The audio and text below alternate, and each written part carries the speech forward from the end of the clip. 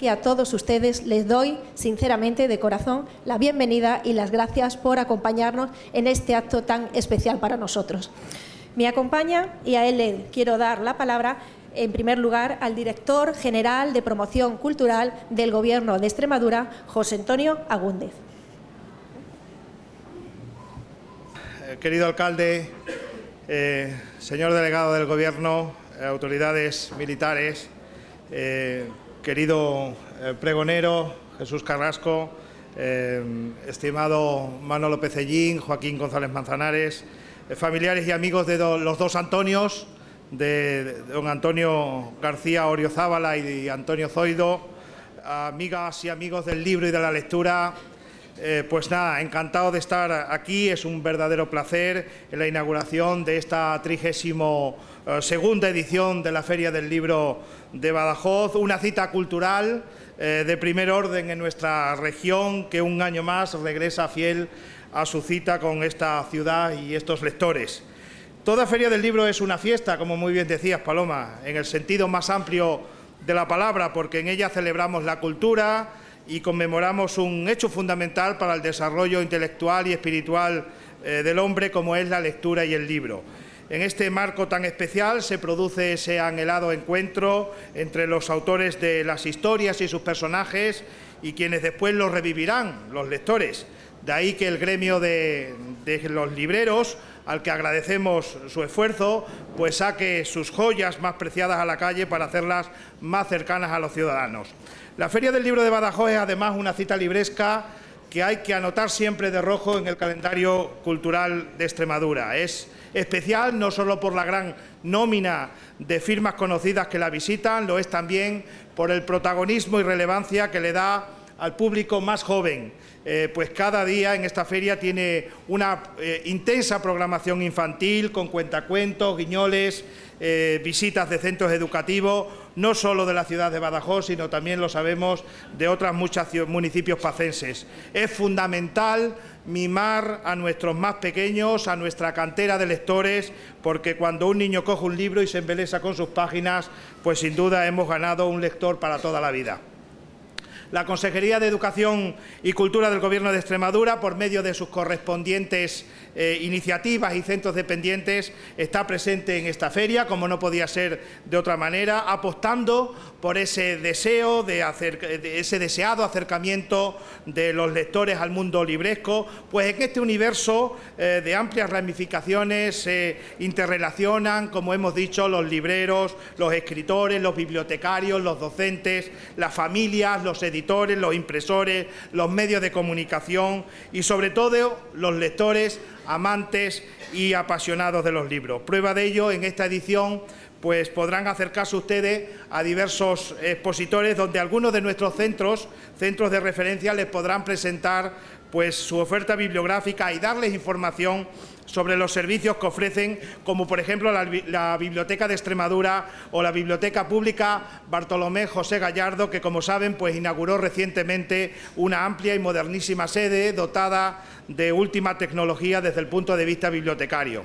Además, un hecho diferencial como es ese arraigado espíritu fronterizo que define a la ciudad de Badajoz, pues ha de notarse también aquí en esta feria, y así surgen iniciativas como la de compartir expositor las publicaciones y catálogos del MEIAC con las del Museo de Arte Contemporáneo de Elvas, en virtud de esos indisolubles lazos culturales que unen a nuestros dos pueblos. Y por otro lado, la Editora Regional de Extremadura pues aprovechará también la ocasión que le brinda esta feria para presentar algunos de sus últimos títulos, como Charneca en Flor, antología esencial de la gran poetisa lusa Florberla Espanca, en edición de Luis Alfonso Limpo, Literatura del dolor, poética de la bondad de nuestro reconocido autor Eugenio Fuentes, Viaje a Marte de Benigno Bejarano o La boca del lobo de Borja González y Alejo Bueno. Todas ellas estas publicaciones pues se suman a esa fructífera cosecha de la editora regional de Extremadura durante el 2012, que ha visto ampliado su catálogo en 35 nuevos títulos. Y finalmente destaco esa organización, la organización por parte de la Unión de Bibliófilos de Extremadura y del Ayuntamiento de Badajoz, a los que felicito particularmente, de esa exposición bibliográfica Dos Antonios, Oriozábala y Zoido, 1913-2013, que acabamos de visitar en esta misma feria y en la que ha colaborado la Biblioteca de Extremadura. Una exposición que está concebida como homenaje y reconocimiento al cumplirse el centenario de sus nacimientos, de estos dos insignes personajes que tanta labor hicieron y tanto aportaron a la cultura de la ciudad de Badajoz y del resto de Extremadura. Esta exposición, una vez clausurada en la Feria del Libro, pues será visitable en la Biblioteca de Extremadura, ampliada con otros magníficos documentos relativos a Badajoz, gracias a la donación del archivo Antonio García Oriozábala, que tan generosamente ha realizado a la familia García Calderón al patrimonio bibliográfico extremeño. Permitidme, aunque ocasión habrá de hacerlo de manera más particular e institucional, que aproveche este momento para adelantarme y agradecer ya desde la Consejería de Educación y Cultura tan generoso gesto. Es decir, participaciones, exposiciones, presentaciones que se incluyen en un atractivo programa. Felicidades por ello, Paloma, alcalde, un programa que seguro estoy que será del interés de todos. Nada más, acérquense a la Feria del Libro, a los libros, y que disfruten de este placentero viaje que es la lectura. Muchas gracias.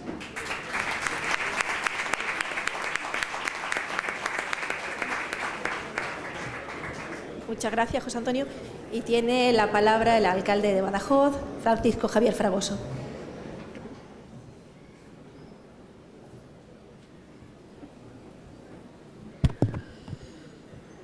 Muy buenas noches, queridas autoridades, compañeros de corporación, señoras y señores, y muy especialmente a ti, Jesús, nuestro pregonero.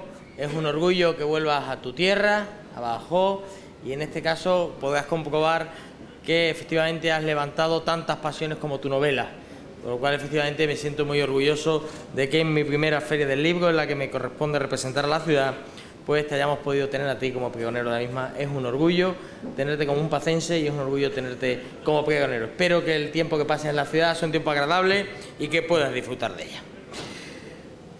Leer es siempre un sano ejercicio.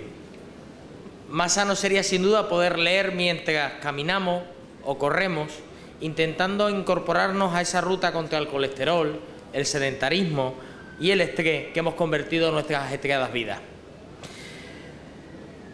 Pero mientras sigamos sin poder combinar ambas saludables prácticas, hoy me toca, pero además porque toca y porque además me gusta hacerlo, hablar de libros y de lectura. Hablar de un deporte exento de riesgo, pero pleno de sensaciones. Hablar de una afición carente de peligros, pero completa de aventuras.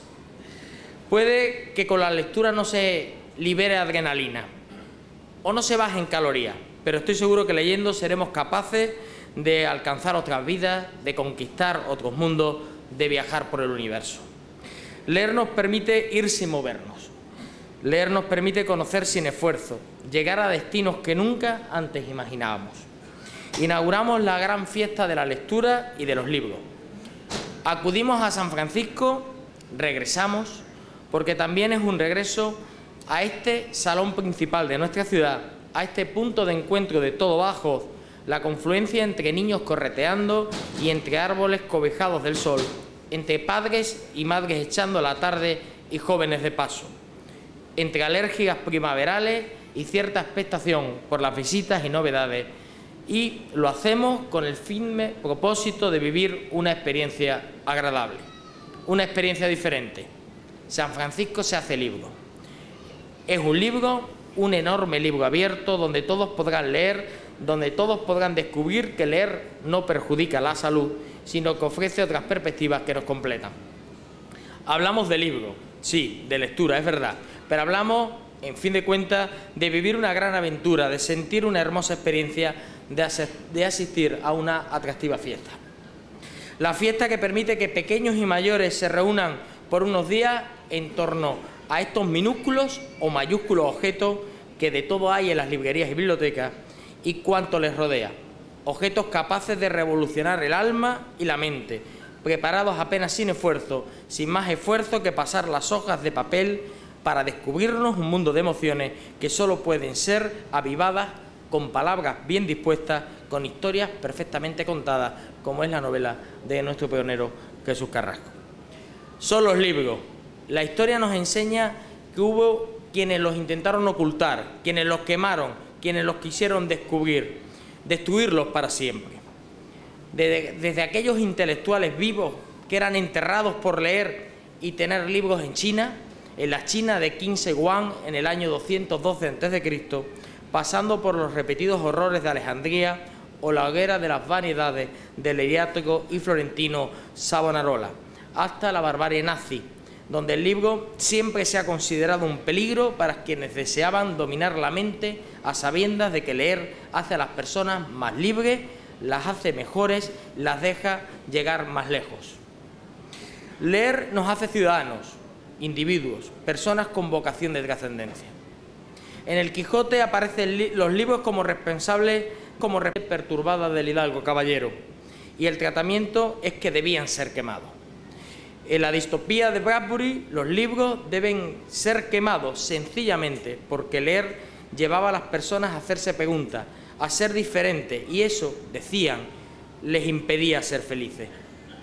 En 1821 el poeta alemán Heinrich Heine señaló: ahí donde se queman libros, se acaban quemando también a las personas. La lección de Heine ni venía aprendida de antes, ni con ella fue aprendida para después. Pero todos vamos descubriendo que la libertad se abre camino, como la vida misma, y mientras el autoritarismo y la ignorancia caen en la vergüenza de la quema de libros, la civilización crea la imprenta, descubre Internet, alumbra a escritores únicos que ofrecen al mundo obras sublimes que permanecen en el tiempo y cambian nuestras vidas. Obras, historias, conocimientos, libros que nos hacen más felices, que nos ayudan a crecer como personas. Llegado mayo, la cita es ineludible y esperada. Las casetas, los libreros, los niños, la lectura, las actividades que la fomentan y el amor a los libros, la exposición, como no, de la Unión Bibliográfica de Extremadura, las presentaciones de los libros, los concursos, las publicaciones, las editoriales, las novedades y, por fin, los autores y los lectores. Realmente la Feria del Libro es una fiesta a la que se unen no solo los mencionados, sino también la biblioteca regional, los colegios, los profesores, prestándose a dirigir a los niños a las diferentes actividades que desde aquí se programan. Un amor, una pasión, una fiesta para los sentidos y para el alma es en lo que se convierte nuestra Feria del Libro. Una fiesta que igual se vive en la intimidad como que se comparte. Una fiesta donde todos son bienvenidos, porque aquí no se queman libros, sino que se difunden, se muestran, se venden y se van a casa con quienes deciden invitarlos. Badajoz presume de Feria del Libro por varias razones. Porque es la primera de Extremadura, porque es referencia para otras ferias librescas en ciudades limítrofes, porque marcamos tendencia, porque en ninguna feria se presentan más libros que en esta, por su carácter transfronterizo, por su forma tan sutil y atractiva de involucrar a los colegios e institutos en los diferentes concursos y actividades que fomentan la lectura, por el ambiente festivo y literario que se crea en las casetas con los libros, por los encuentros espontáneos o programados, por las tertulias, por las emociones que los libros dejan.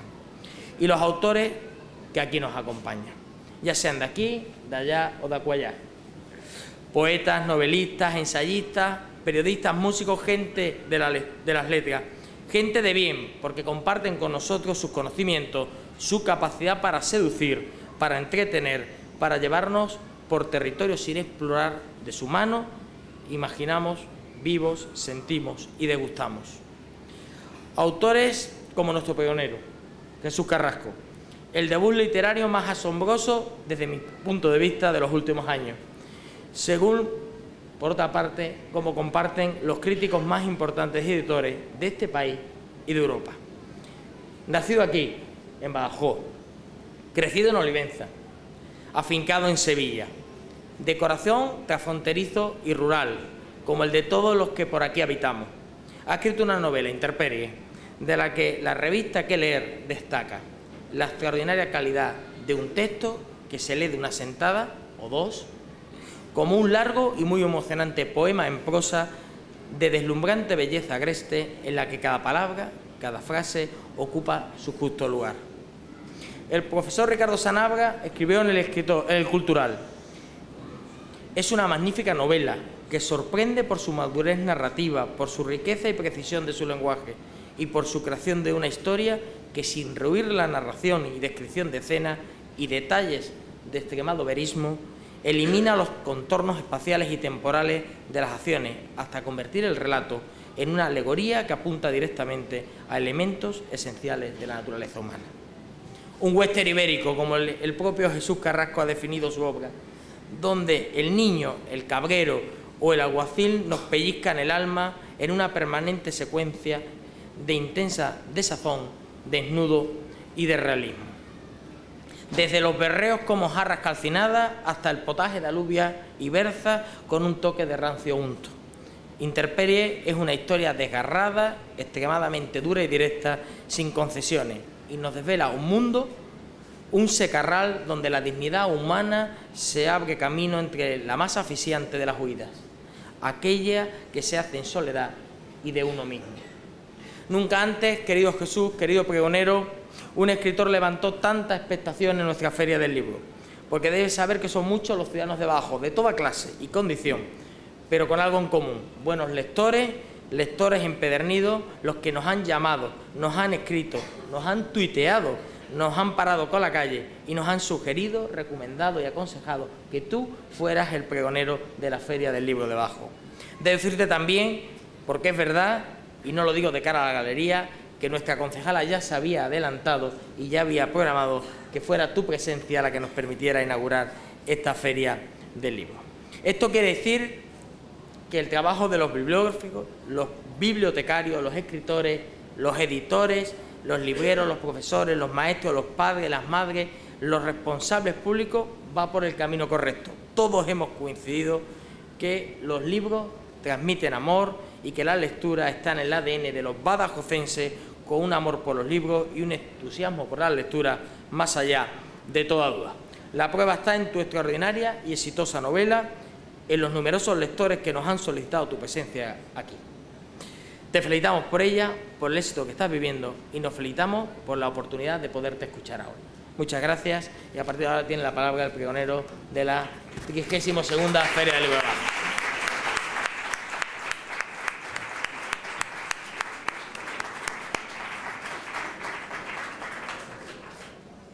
Bueno, en primer lugar, quería agradecer al Ayuntamiento de Badajoz, en la persona de su alcalde, la concejala, la invitación que me han hecho para pronunciar este discurso que inaugura esta Feria del Libro, la 32ª Feria del Libro de Badajoz. También quiero agradecerles a ustedes que se hayan acercado hoy a escuchar este pregón, a asistir a esta inauguración, particularmente a mi familia y amigos que han venido desde lejos, desde muy lejos, para estar aquí hoy con nosotros. Efectivamente es una fiesta lo que tenemos ahí fuera, y para mí es, en mi doble condición de escritor y de extremeño, de pacense, un orgullo estar aquí. Créanme, es un orgullo. Puede parecer una frase hecha, pero imaginen que para alguien como yo, que vive de la palabra escrita, del amor por la palabra, inaugurar una fiesta del libro es un privilegio. Si además es la fiesta del libro de la ciudad que me vio nacer, de la tierra, que es mi tierra, que es Extremadura, el orgullo no puede ser mayor. Así que muchas gracias a todos, al Ayuntamiento y a ustedes por asistir.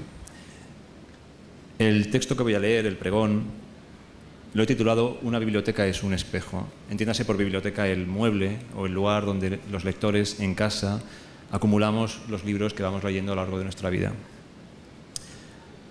Últimamente he tenido la oportunidad de viajar por toda España presentando una novela que escribí hace un tiempo. En esas visitas a ciudades de todo el territorio, también algunas fuera de España, siempre me veo rodeado de personas del mundo del libro, personas que yo prefiero llamar del círculo del libro. ¿Por qué? Porque para mí la lectura es un hecho circular. El círculo comienza con el escritor, que en su casa, en la soledad de su estudio, empieza a pergeñar, a plasmar una historia, a modo de, si quieren, de náufrago, que introduce un mensaje en una botella y lo lanza, vete tú a saber a dónde, esperando que alguien lo lea en algún momento, que en algún lugar resuene aquello que él dice. Pero es un misterio. El escritor, por experto que sea, por muchos libros que tenga, siempre lanza un mensaje misterioso, porque nadie puede pretender que aquello que está haciendo interese a los demás. El círculo comienza, pues, con el escritor silencioso. Continúa con el editor, que con su trabajo profesional es capaz de convertir ese montón de folios que es el manuscrito en un libro, en un objeto precioso, como decían ahora, en uno de esos libros que están ahí. Continúa con una parte desconocida, pero que es la red comercial, que es ese grupo de personas, y me refiero a ellas porque los voy conociendo y me encanta conocerlos. Son esa correa de transmisión que lleva el libro a la librería, a su lugar, a su templo. En la librería está el librero, muchos de los que están aquí hoy seguramente lo sean. Un trabajo heroico, es el lugar donde el lector por fin puede encontrarse con aquello que el escritor pergeñó en su casa y que no sabía si llegaría a algún sitio. Y ahí el lector que recibe por fin el texto. Y el círculo casi se cierra. Pero hay ocasiones muy especiales en que el lector acude a ese lugar donde está el escritor, a esa ciudad que visita, y le dice qué es aquello que le ha producido el texto que el escritor náufrago lanzó aquel día en su botella. Esto no estaba preparado, pero hoy un lector me acaba de traer esto. Ha dibujado la primera escena del libro que yo pergeñé y que escribí puede que hace 5 o 6 años en la soledad de mi casa. Hoy el círculo se ha cerrado de una manera hermosísima para mí, pues un lector ha agradecido lo que yo humildemente le he ofrecido trayéndome esto, que es una maravilla. No estaba preparado, ¿eh? No es un dibujo mío tampoco. Bien, en esos viajes, al final del día, solemos reunirnos estas personas del mundo del libro, cenar tranquilamente para ya, después de la tensión del día, poder comentar lo que ha sucedido. Y últimamente, y generalmente, siempre aparece un tema que es recurrente, seguramente porque es un tema crucial en este momento que estamos viviendo en el mundo de la cultura y del mundo del libro en particular, que es la lectura en un libro de papel tradicional o la lectura en el libro electrónico. Por suerte, en esa encrucijada entre píxel y tinta, nadie habla de la posibilidad de leer o de no leer. A fin de cuentas, todos hablamos de leer. A mí me da igual el formato. Lo que me importa es que sí o sí leamos, que a fin de cuentas es lo que a todos nos interesa. En esas discusiones entre los tradicionales y los digitales, podemos decir, los tradicionales suelen decir que el libro de papel se deja tocar, que es físico, que es sensorial, que se doblan las esquinas, que subrayamos, que lo marcamos, que doblamos las páginas, incluso que lo hacemos sufrir para que viva, para que se note en él el paso de nuestra experiencia lectora. También dicen algunos que, no sé, en cierta retranca, que no hace falta enchufarlo para ser disfrutado, que no tiene baterías, y en algunos casos que puede ser entregado al escritor para que ese libro, que ya es valioso en sí, pueda ser personalizado de una manera absolutamente independiente en cada lector. Por el otro lado, los amantes o los usuarios de readers y de dispositivos digitales dicen sobre todo que es cómodo, que la tinta ya no cansa, que está conectado a Internet, que también se puede subrayar, que se lleva a cualquier parte, que lo mismo va en el metro que en el coche, que es muy útil para viajar.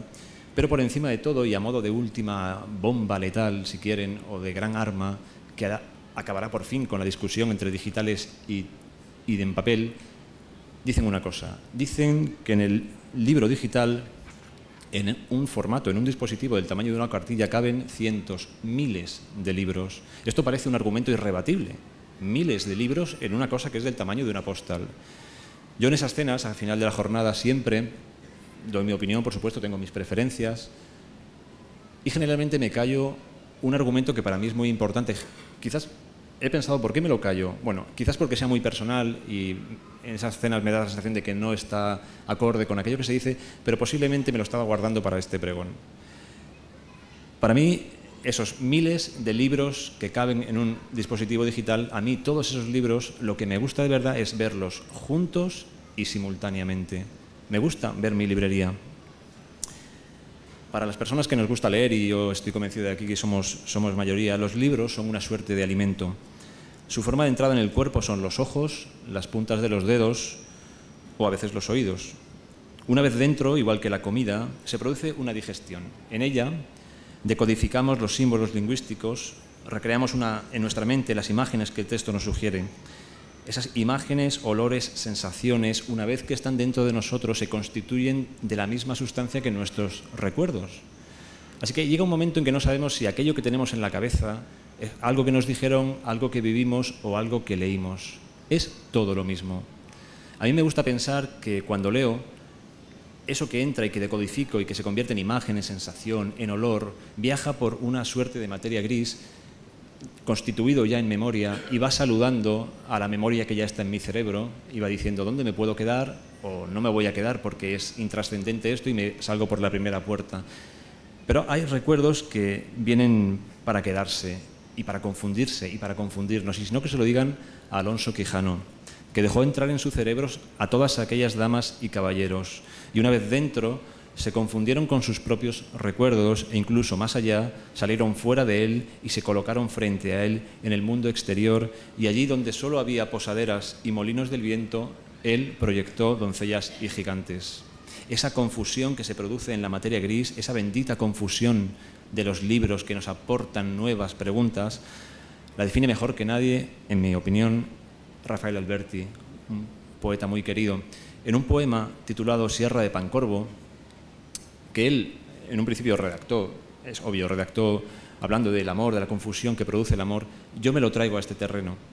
Él dice así: ya no sé, mi amiga, mi dulce amiga, mi amante, mi dulce amante, ni cuáles son las encinas, ni cuáles son ya los chopos, ni cuáles son los nogales, que el viento se ha vuelto loco, juntando todas las hojas, tirando todos los árboles.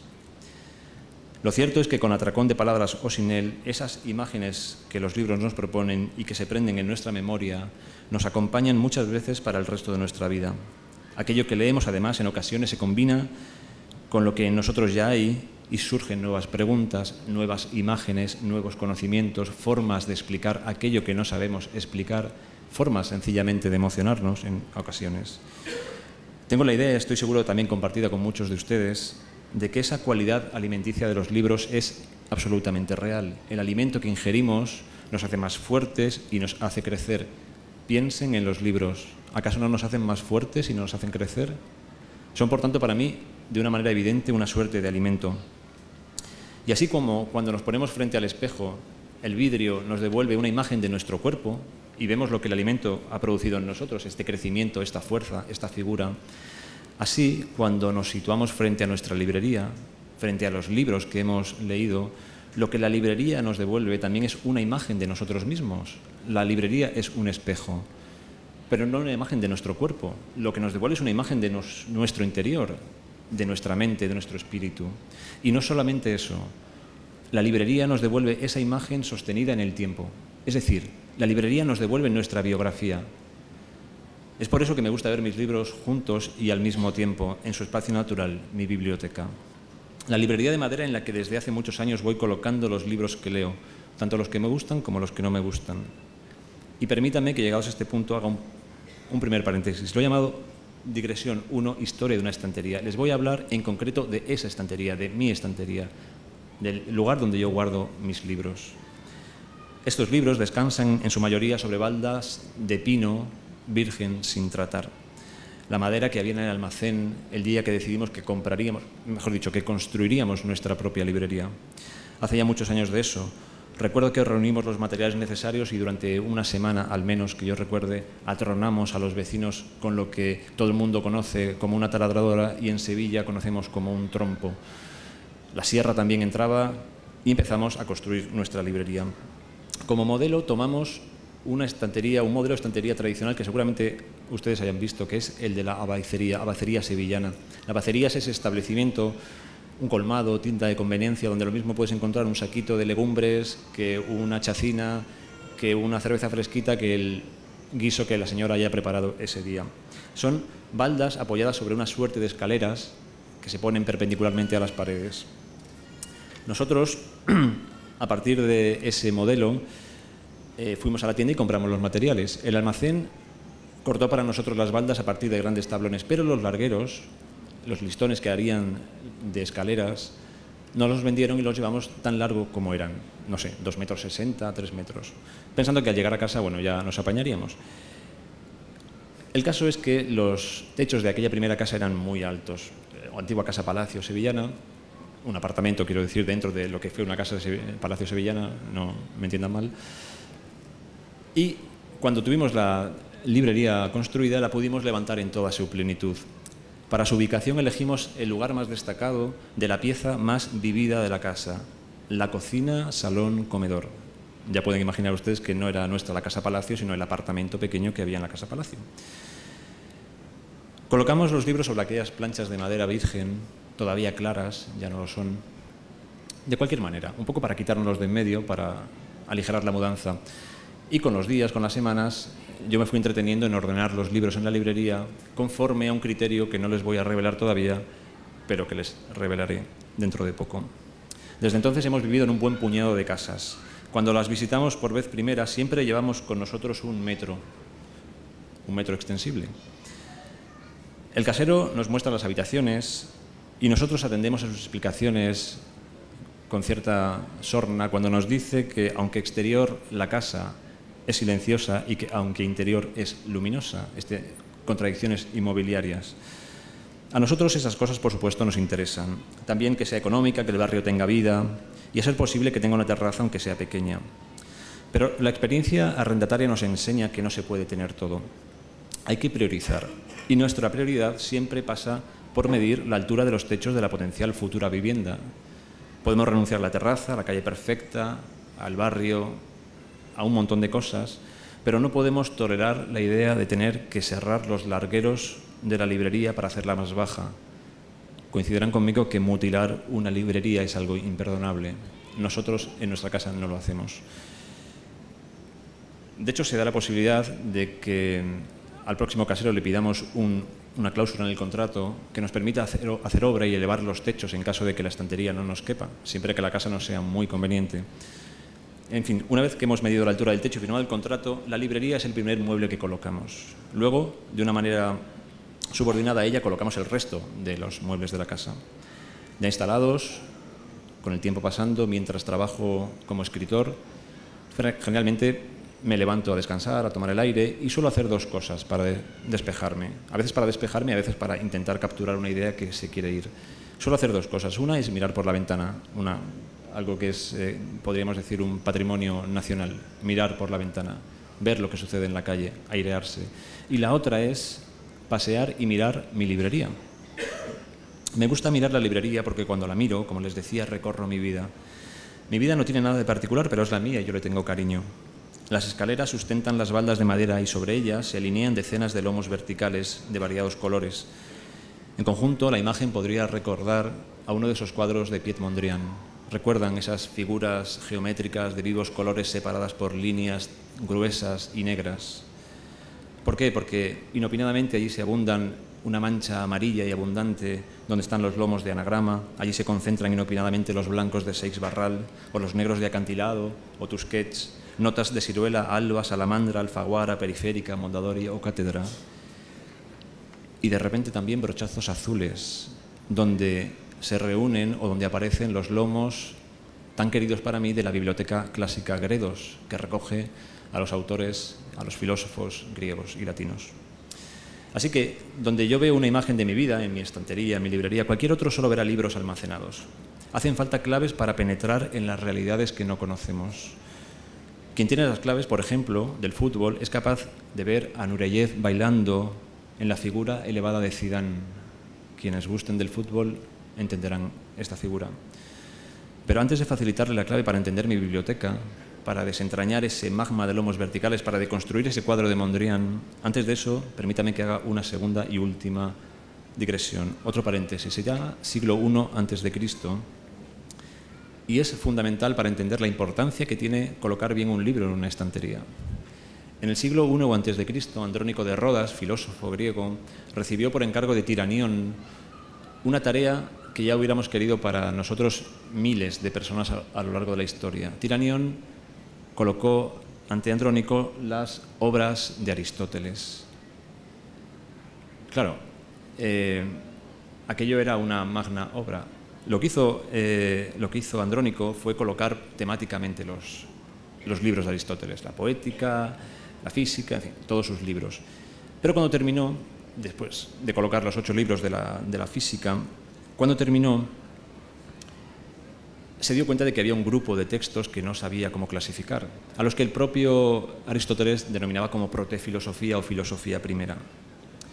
De modo que, como no sabía qué hacer con ellos, los colocó después de la física, de los últimos que había colocado.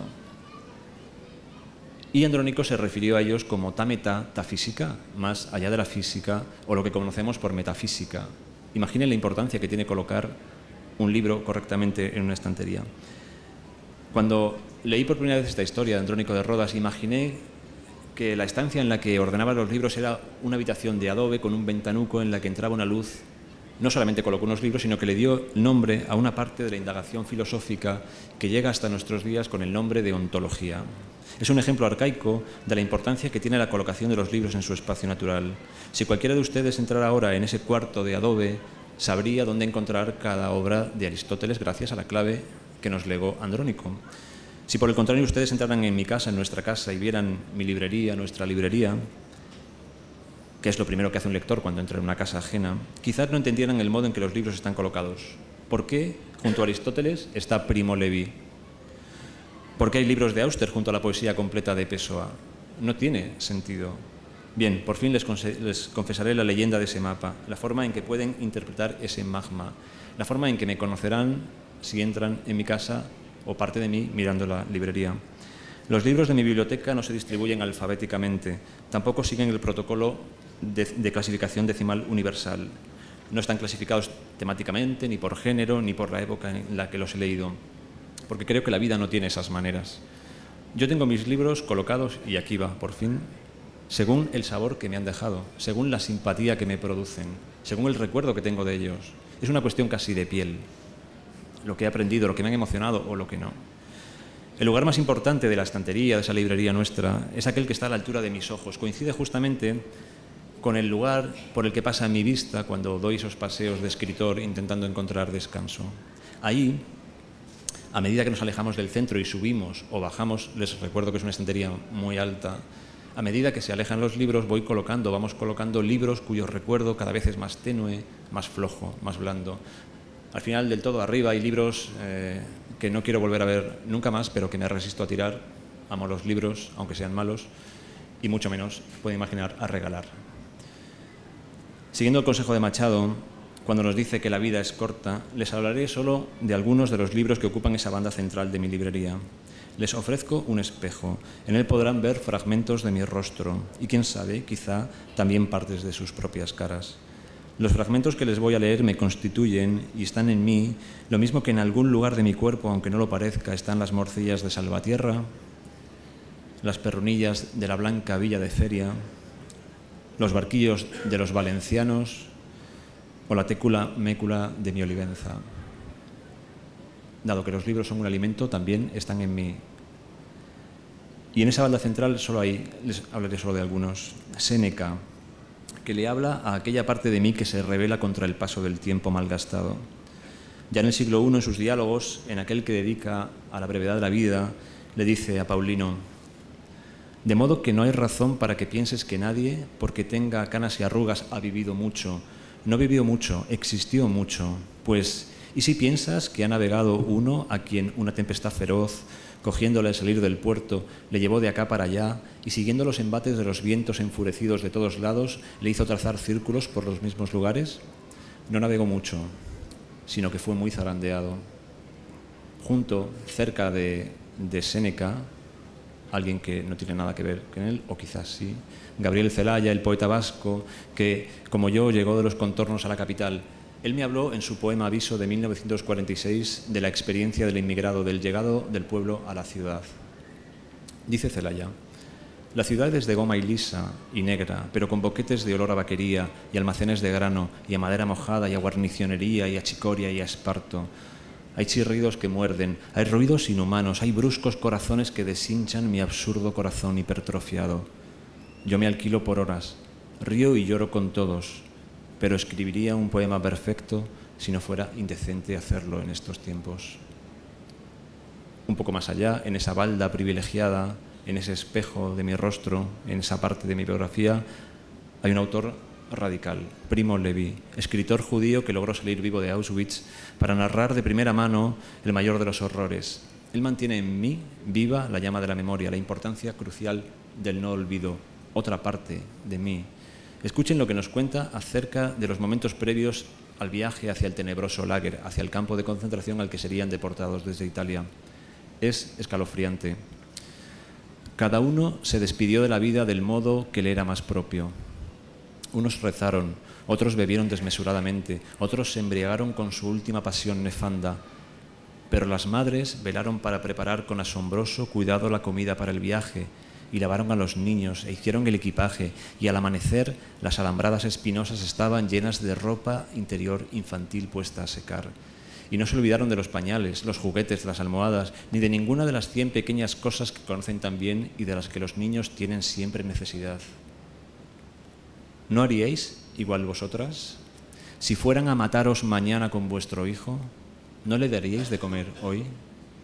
Eso está en los libros, y eso también está en mí y seguro que en algunos de vosotros. Y luego la extraña poética del brasileño Manuel de Barros, hermano en la lengua portuguesa, hermana nuestra, dice en su material para la poesía: todo aquello que no lleva a ninguna cosa y que no puedes vender en el mercado, como por ejemplo el corazón verde de los pájaros, sirve para la poesía. Por último, diré que los libros también nos traen nuevos amigos. Les presento a Pablo Martín Sánchez, al que todos llaman escritor y al que yo llamo cartógrafo. Así comienza el libro, su libro, El anarquista que se llamaba como yo, y que pueden encontrar en cualquiera de estas librerías seguramente. La historia comienza con 2 fuertes golpes en la puerta de la imprenta donde trabaja Pablo Martín Sánchez, quien del susto suelta el componedor y no puede evitar que se desparramen por el suelo los caracteres alineados para confeccionar el titular del próximo número del semanario Exilio. Blasco Ibáñez agita las conciencias de los emigrados españoles en París. Supongo que ahora, ya estoy terminando, entienden por qué se renuncia a un piso por un mueble, por qué mirar una estantería, por qué los libros son la vida. Permítanme que finalice este pregón con una sugerencia. Ahora, cuando acabemos, si ustedes son lectores, y estoy seguro que son mayoría, lo que van a encontrar fuera, ahí, alrededor de nosotros, y ya lo saben, es lo que el alcalde decía y el director general decía, que es una fiesta. Quizás no esté bien dicho feria, es una fiesta del libro. No solamente encontrarán una librería, encontrarán a todas las librerías de la ciudad, de los contornos y algunas de Portugal. Ahí hay miles de libros. Yo les hago una sugerencia. Tómense la molestia de hoy o mañana o cualquier día indagar, buscar ese libro que les espera. En cada momento, y ustedes lo saben, hay un libro para cada persona. O muchos libros, con que encuentren uno es suficiente. Búsquelo, guíense por su intuición, pregunten a su librero, háganlo como quieran, pero compren un libro, llévenselo a su casa, léanlo en su lugar favorito. Si se les olvida porque es insustancial, porque a veces es riesgoso leer, se pincha en hueso, bueno, pues lo dejan en cualquier lugar, en la parte alta, arriba de su estantería. Si les gusta, si les emociona, si resuena en ustedes, búsquenle un buen lugar a ese libro. Quizá lo que estén comprando hoy no sea simplemente un objeto, quizá estén comprando una pieza de su vida, algo que en un futuro les ayude a explicar o a comprender este tiempo que vivimos, o el amor que sienten por alguien, o quién sabe, quizás ese libro junto a los demás libros les haga cambiar por completo su vida, o puede que les suceda algo más improbable, pero que puede que suceda. Quizás ese libro les obligue en algún momento a medir los techos de su casa para poder meterlo. Muchas gracias.